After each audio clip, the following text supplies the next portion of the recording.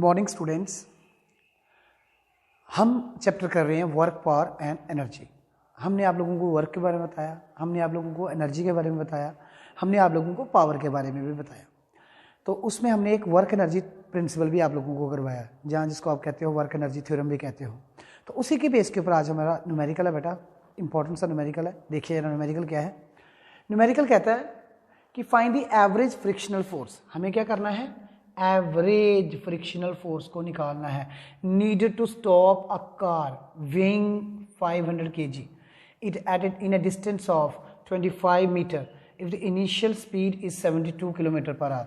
तो कहने का मतलब कोई हमें एवरेज फ्रिक्शनल फोर्स निकालनी है, ठीक है। Needed to stop a car, किसी कार को रोकना है, उसका मास दिया गया है और ठीक है, तो कितने डिस्टेंस में 25 मिनट डिस्टेंस भी दिया गया है और इनिशियल स्पीड भी दी हुई है। तो देखो बेटा हमारे पास सॉल्यूशन में जो जो चीज़ें हैं, पहले देखो हमारे पास इनिशियल स्पीड है 72 किलोमीटर पर आवर, ठीक है।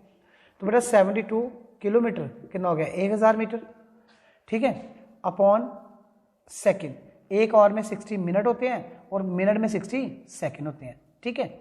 तो यूनिट्स नहीं लगाएंगे, 0 0 0 0 कैंसिल। तो बेटा यहाँ पे आप लोगों को 6 6 जा 36, 2 जा 72, तो हमारे पास आ गया 20 मीटर पर सेकेंड। जो इसकी इनिशियल स्पीड थी वो हमने निकाल ली है। ऐसे यूनिट्स में वो है 20 मीटर पर सेकेंड। अब बात आई हमारे गाड़ी के मास की। मास 500 kg था, बिल्कुल ऐसा यूनिट है, इसमें हमने कुछ नहीं करना।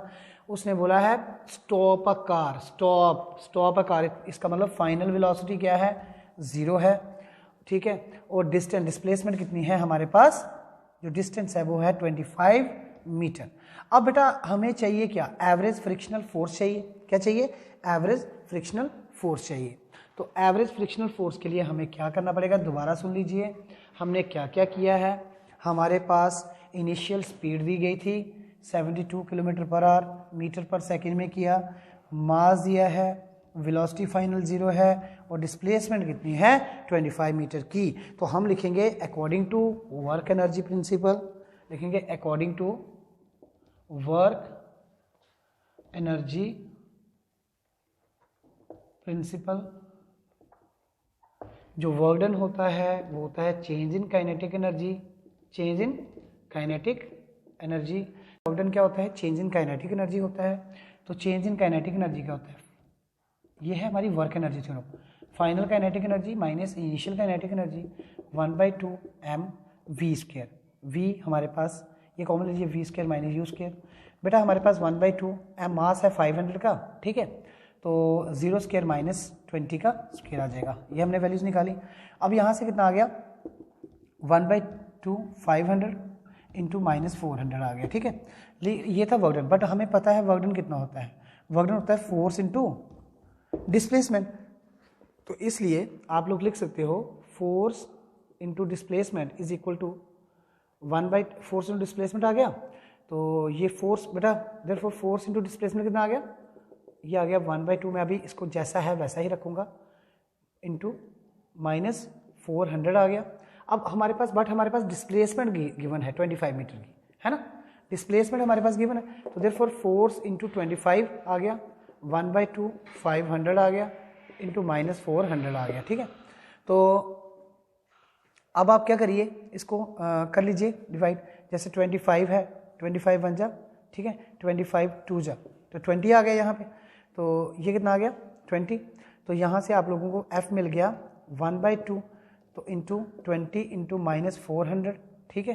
तो ये 2 कट के 10 आ गया, तो ये कितना आ गया? 10 इंटू माइनस 400 आ गया। तो बेटा ये माइनस 4000 न्यूटन आ गया, ठीक है। अब आप लोगों को यहाँ पे पता देखा कि आप लोगों ने देखा कि यहाँ पे फोर्स क्या आ गई? नेगेटिव आ गई। कौन सी फोर्स आई? नेगेटिव फोर्स आई। अब नेगेटिव फोर्स आई है तो भाई मेरी बात सुनिए, अब किसी बॉडी को हमने क्या करना था? हमने किसी बॉडी को कोई कार आ रही थी, उसको हमने रोकना था। हमने उसको क्या करना था? रोकना था। तो ऑब्वियसली उसके अगेंस्ट फ्रिक्शनल फोर्स क्या होती है? जो फ्रिक्शनल फोर्स होती है वो क्या होती है? फ्रिक्शन क्या होती है? An opposing force comes into play. ठीक है, जब when one body slide over the surface of another body, तो इसलिए इसके साथ नेगेटिव आया। लेकिन आपको क्या चाहिए थी, एवरेज फ्रिक्शनल फोर्स, क्या चाहिए थी, एवरेज फ्रिक्शनल फोर्स। तो देयरफॉर आप लोगों को यहाँ पे आप लोगों को जो एवरेज, देयरफॉर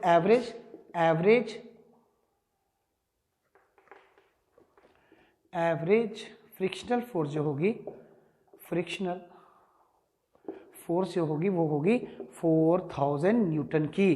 बेटा 4000 न्यूटन की फोर्स अगर आप इंप्लीमेंट करोगे तो 500 केजी की कार को रोक पाओगे, और वो डिस्प्लेस कितनी होगी, 25 मीटर। कितनी होगी डिस्प्लेस, 25 मीटर। तो यहाँ पे बेटा कुछ चीज़ें हमारे पास एसआई में थी, कुछ चीज़ें हमारे पास एसआई में नहीं थी, तो हमने उनको एसआई में लाया, ठीक है। तो स्टैंडर्ड इंटरनेशनल यूनिट्स में लाकर हमने क्वेश्चन को इंप्लीमेंट किया। वर्क डन का डेफिनेशन याद रखना है, फोर्स इनटू डिस्प्लेसमेंट से हम मेजर करते हैं वर्क डन को। वर्क एनर्जी थ्योरम को इंप्लीमेंट किया। वर्क एनर्जी थ्योरम हमें ये कहती है कि work done by force in displacing the body measure the change in kinetic energy. तो ये था बेटा हमारा आज का lecture. Thank you very much. Thank you.